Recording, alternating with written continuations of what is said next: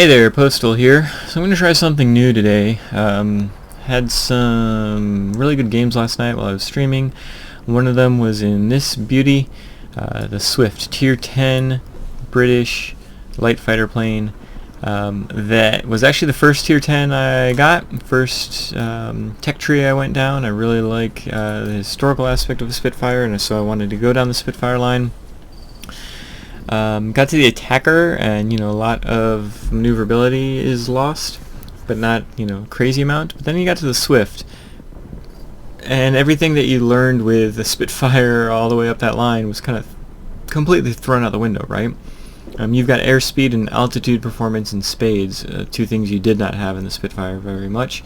And your maneuverability isn't terrible, but at Tier 10, it's one of the lower maneuverability for fighters. So, and you've also got these two 30mm guns on the front here that are unlike anything that you had in the Spitfire. So I got this as my first Tier 10. I threw some perma paint on it because I figured, man, I got my Tier 10. I'm going to be doing everything I can with this.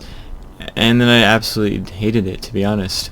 I went from this to some other lines just because I was so disappointed with this, and to the point where I almost wanted to sell it, and I was like, no, it's stupid, didn't sell a Tier 10, right? And I'm so glad that I didn't. This being the first Tier 10 that I got, I just wasn't prepared for it, right? I needed to play some heavy fighters. I needed to play some multi-rolls. I needed to play some other playstyles that were not Spitfire-esque. And once I learned those playstyles, I really started to enjoy this particular plane. It still frustrates the heck out of me with the 30mm because you've only got two of them, and when they hit, yeah, that's super swell, but they more often than not don't hit. And so there's just plenty of times where it's like, oh man, if I could have just hit that person, they wouldn't have gotten away. So that's a little background of the Swift in my life. But I'm testing out, actually copying, screenshotting basically my gameplay last night. I don't have the ability to just live record the whole 5-hour session. Hopefully I'll be getting a larger hard drive and I can do that and get an even better quality. Anyway, I hope you enjoy the gameplay. It was intense. It was dizzying actually, which is saying a lot considering this plane doesn't really have the maneuverability to get dizzy. This was a pretty dizzying game, so hope you enjoy it.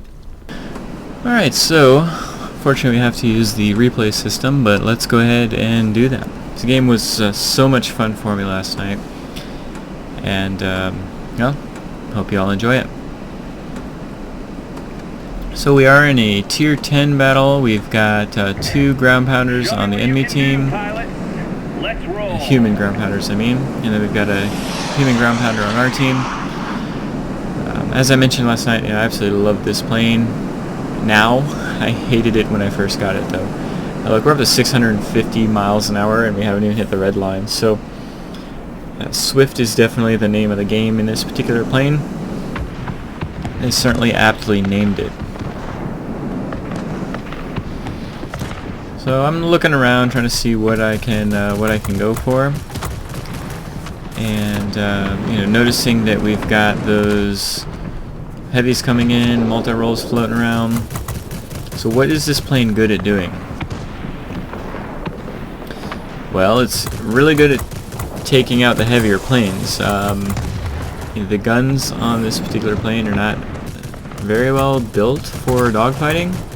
I mean, they'll certainly tear up another light plane. The problem is these being 30mm and only two of them, you're not able to kind of own the sky, so to speak, and dogfight everything you run into. On top of that, you've got pretty low maneuverability, which is one of the reasons why I didn't like this plane to begin with when I first got it.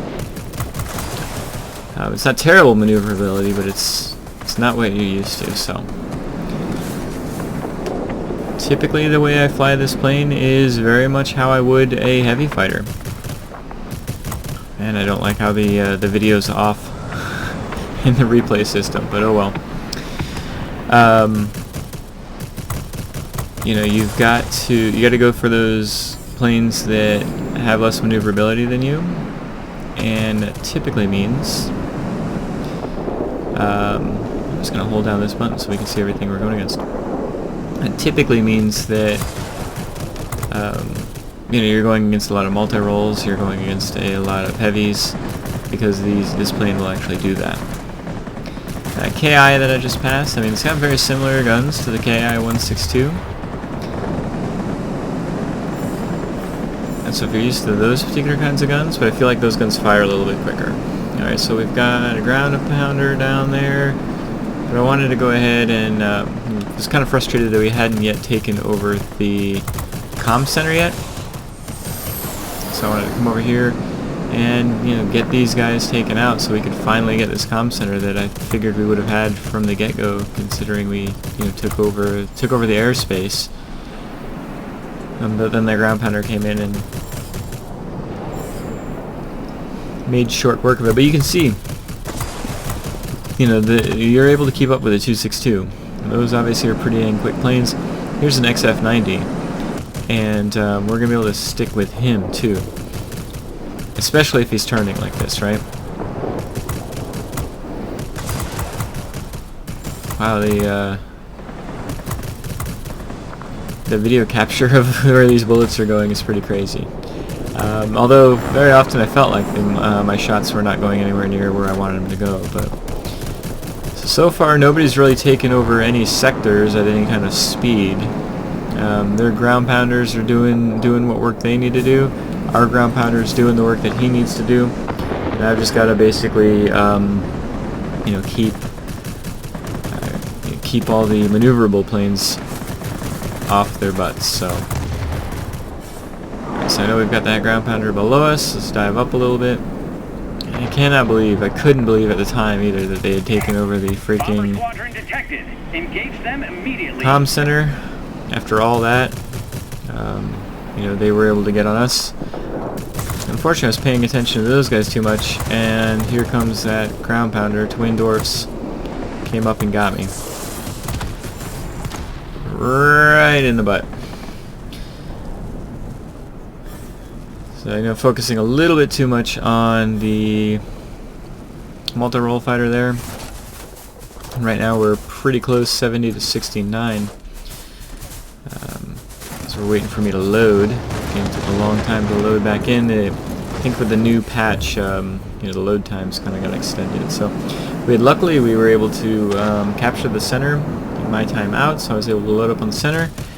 And here we go. We've got old friend here, Twindwarfs, who took me out. I wanted to return the favor. Obviously flying by him at 1,000,000 miles an hour. Let's see what's going on here. He's down there, and I'm circling back around, trying to take him out. And unfortunately my Batwing friend there got him. So looking over there, you can just see the performance of this particular plane is just go, go, go. We're up to 540 miles an hour, and at the time I was thinking to myself, let's go ahead and let's take out the JU while we can real quick, and then let's go chase down this XF-90. You know, we're up to 10,000, almost 11,000 feet, and we're losing mile per hour, but we're sticking with him relatively okay. It's kind of pulling us away from the battle, right? And now I'm losing a lot of speed, and I'm just kind of wasting my time, and my bullets aren't hitting. So, you know, instead of wasting time with that, let's go ahead and get rid of these bombers. If we can get rid of the bombers, then we'll be able to keep up on them as far, you know, as far as sectors is concerned. And that's going to help in these battles. You really want to get the sectors so that every kill you get just gets you that much further into the game. So, trying to defend that. I notice, oh wait a minute, this bomber appears a lot lighter. So, we almost got hit there by our friendly. You know, looking for the low hit point bombers at this point. We're able to kind of circle around and get that taken care of. Even though it looks like none of those hit. I didn't realize at the time, but that bomber there just killed our friendly. So now we're headed back to the center. It looks like there's a lot going on here. You'll notice what I'm doing though in the Swift is, you know, just keeping my energy, going in a pretty straight line, kind of frustrating that they got the center. They still have the comm center. They're going to be taking over garrison at this point if we keep digging around. So I figured, well, I'm here in the center. Let me see what I can do about flipping the center. I know I can flip the center on my own. And I also know that in this game mode I need to do everything I can to help out my ground pounder. I'm really grateful that I had a ground pounder in this particular battle. And you know, if it was, I've been in the battles where it was me versus 2 human ground pounders, and it's just like, you know, banging your head up against a wall. So we've gotten ourselves pulled away with a little bit of a lead going on here. 51 to 36. And with us having 3 sectors, you know, now's the time to make sure we're getting as many frags as we can. So I'm trying to go ahead and flip the center again here. I can stick with the Hornets pretty well. It'd be nice if I could hit him. I think this is where my bullets were going in the actual game, because I felt like, I think I even commented, I'm like, Hornet is not the smallest freaking plane in the world. I should be taking him down any time now would be nice. And it was just like, you know, when you're in the midst of a battle and you know that a lot of it is riding on your gameplay, and you're spending, you know, a minute trying to take down one freaking air defense aircraft. It was very frustrating. So now I've got a 262, and this is an even bigger plane I'm going for. Usually a 262 HG2 is going to have the ability to speed away from anything it wants to speed away from, but by him wiggling just a little bit, that's all the Swift needs to stick with him. See, we got him there. So we were up to 11,000 feet and 450 miles an hour, and we're able to stick with. So an FW252 I think I'm flying against here. Yep, Ernst. Let's try to stick with him a little bit. And now we're getting a little frantic, right? So they've started catching up. We finally got the forward airfield, but they're up to on us in sectors 3 to 2. And you know, so every frag they get is going to be pulling them closer to us and maybe even into the lead. So we did get a 3rd sector back. Knock out some more people here. Let's circle back around. You can see I'm max speed as often as possible. That's why it was really important before I started this battle. I actually clicked to start the battle and realized that I didn't have my setup properly. You need that extra boost every once in a while in this plane, because that's where this plane excels, no pun intended, is being high speed. And I played it completely wrong when I first got it. You know, this was the first line I went down, Spitfire line. And you know, I learned to play light fighters thinking all light fighters were very similar. Spitfire is nothing like a Swift. You sacrifice a lot of your maneuverability for a heck of a lot of speed and altitude performance. 2 things you didn't have a lot of in the Spitfire. Yeah, it can get pretty decent top speed, but it doesn't hold that top speed very well. The Swift can glide at 500 miles an hour, right? So, I mean, here's a prime example. Stick with this XF90.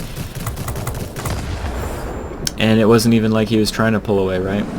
If he wanted to, I suppose he could have, but it would have been difficult because my top speed is pretty significant. Alright, let's keep on. Now we're getting down to the nitty-gritty. We are slightly pulling away, but again, they've got 3 sectors.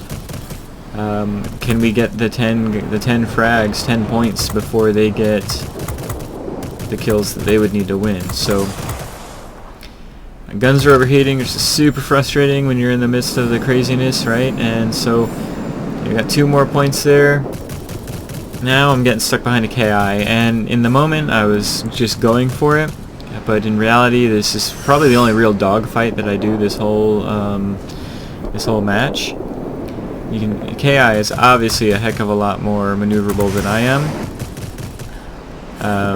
but I wanted to get him. I was figuring if I could take this guy out, it would just make it a lot easier to own the center here. So I was trying to stick with him, and with the help of the other KI, I was able to get it. Was super surprised at the time that I got the ace. I realized I was going straight down. It was probably a bad idea. I didn't want to get an ace and then crash. Well, it sounds like something I would do. So I wanted to pull around here and get this ground attack plane. So You know, this whole last couple minutes here, we've only had 2 sectors, but we were able to A, make sure we weren't dying, and B, make sure we were taking them out, and get ourselves a win. So I did want to call out the other people that were in this battle: Twindwarfs, stormk, and Mantus. All of them, and myself, all of us got a grade 1. And I can't tell you the last... I've never seen that before. 4 grade 1s in one battle is just unheard of, in my opinion. Great work done by Twin and Mantus. You know, they did everything they could. You know, unfortunately their bots didn't really fill in for them. I couldn't have done what I did without Storm's support, so I definitely need to give a shout out to him. We did really well there, and let's head on back. Alright, so that was the end of my gameplay. Really enjoyed this particular game, and have been really loving this plane since I learned how to play, you know, more than just a pivot fighter kind of play style. So, you know, I still love the Axe, I still love the Spitfires. This is a completely different play style, and it's not a bad plane because of that difference. It's an awesome plane, you just have to play it correctly. Now that I'm playing it correctly, I'm actually enjoying it. So I hope you enjoyed the overall video. Give a thumbs up if you did, thumbs down if you didn't. Again, I need those comments to tell me, you know, what I need to change, if I am going to continue down this path or not. And thank you so much. Have a wonderful day.